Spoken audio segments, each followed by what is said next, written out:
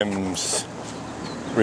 Well, we'll give him an opportunity to respond in a what I consider to be responsible way, but knowing what I know about past experience with the vast majority of other Unitarian Universalists, I'm not holding out high hopes that he will respond in a way that is appropriate.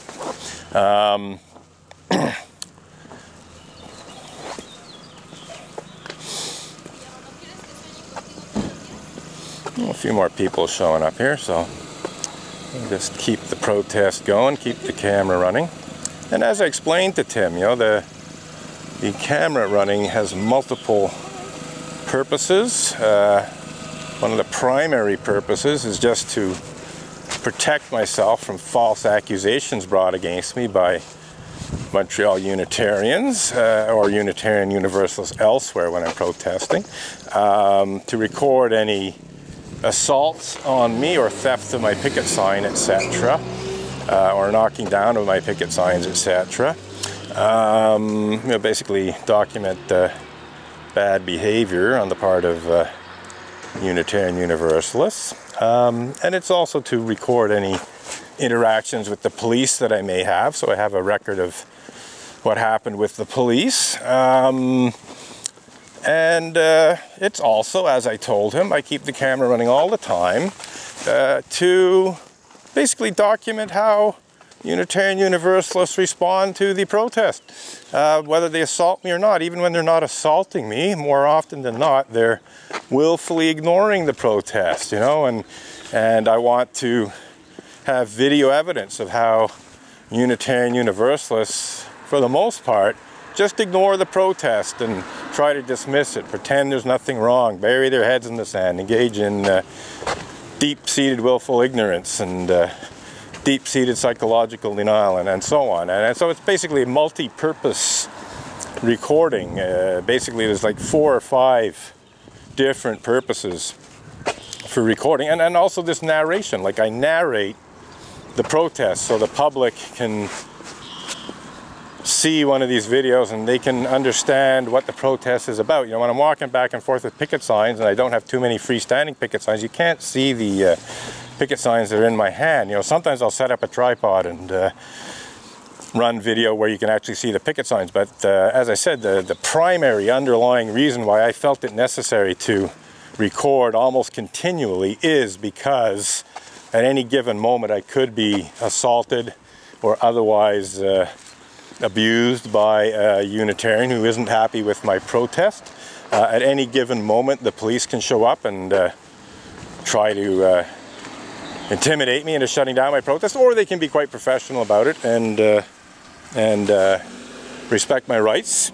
But sadly there's been too many occasions where SPVM police officers have come to the Unitarian Church of Montreal and their primary purpose has been to try and shut down my protest, you know, which is not their job. It is absolutely not the job of SPVM police officers to shut down a legitimate peaceful public protest, or even a not so legitimate peaceful public protest. Basically, it's not the job of the police to determine the truthfulness and validity of a protest.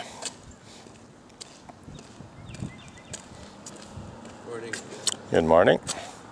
It's always a wonderful morning when I'm accused of blasphemy by atheist Unitarians. You're usually downtown, aren't you? I'm usually downtown. I can't be there this morning, and I think you people need to know about this too. Yeah, I remember you from last year. What's your name? Robin. Oh, okay, nice to meet you.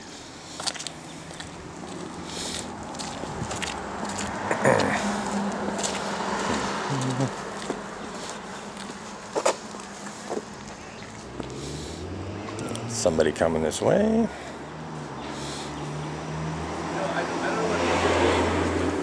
I did a study. It was 40% humanitarian. Right. And then 7%. Humanist, I think, is the word you're looking for. Humanist, yeah. But well, what I'm getting at is the specific Unitarian Universalists who hired a Canadian lawyer to falsely accuse me of violating Canada's blasphemy law. They were avowed atheists. Yeah, we're talking about the UUA president, Reverend Dr. Peter Morales. Yeah, that was what, 20 years ago or something? No, that was much more recently. I was accused of blasphemous libel in 2012. Okay. As I said, the people responsible, Reverend Dr. Peter Morales and Kathleen K. Montgomery, the vice president of the UA, both of them are atheists. Yeah. So essentially atheists accusing me of blasphemy for blogging about pedophilia and rape committed by Unitarian Universalist ministers. So, and a few more people. So yeah, we'll keep this going a little bit longer. But like I said, I do have other things to do today, and I have to get back and prepare for that and so on. So, gotta have some breakfast too. I didn't get around to having breakfast yet. So, I do have other things on my plate, including breakfast. I had an interesting conversation, but you know, as we can see, you know, the vast majority of Unitarians, you know, when they see this protest, is to dismiss it or not really care or not be really interested in knowing what the problems are, and certainly not doing anything about it. Tim was about the only person in recent times which has said, you know, send me a letter.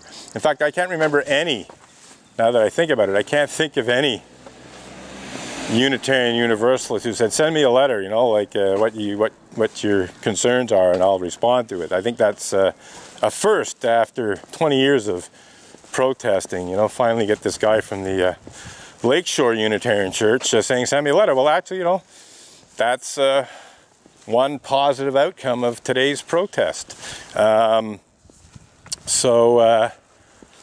We will certainly do that. I may not do it tomorrow or the day after, but I'll get a letter to him about what the issues are and what they can do about it. And actually, one of the good things is that the Lakeshore Unitarian Universalist congregation here in Lachine is one of the Unitarian Universalist congregations that remained affiliated with the Unitarian Universalist Association even until quite recently. And they're not, as I understand it, they're not completely disassociated from the Unitarian Universalist Association. Neither is the Unitarian Church of Montreal, for that matter. Hi,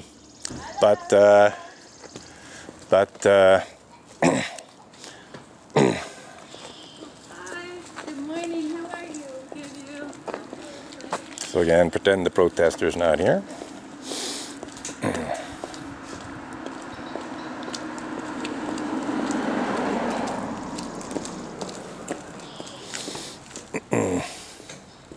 Yeah, it's amazing what the Unitarian Universalists will turn blind eyes to. So I think we've had a pretty good little protest here. We've had a reasonable amount of interaction of one kind or another. I see we're coming towards the end of a half-hour segment of video. So I think I'm going to wrap it up now. I think we're going to call it a day and call it a reasonably successful protest. Somewhat over an hour, because there was a segment where the video wasn't running. Actually, two segments where the video wasn't running because for whatever reason the camera shut off. A fair bit of monologue went into thin air, but you know, the monologue is there for a reason. And I'll repeat it, you know, so you know, not everyone's going to watch the same videos, so it's good to have some fresh monologue up so people understand what the issues are. And that is that for today, I think. Let's hopefully catch a bus home. And yeah, it's very clear from what some of these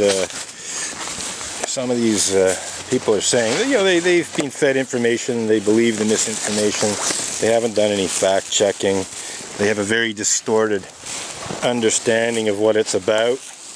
But I'd say there's actually a little bit of hope that maybe the Lakeshore Unitarian Universalist congregation will respond somewhat differently than the Unitarian Church of Montreal. On the other hand, I've protested in front of the Lakeshore congregation a good number of times in the past.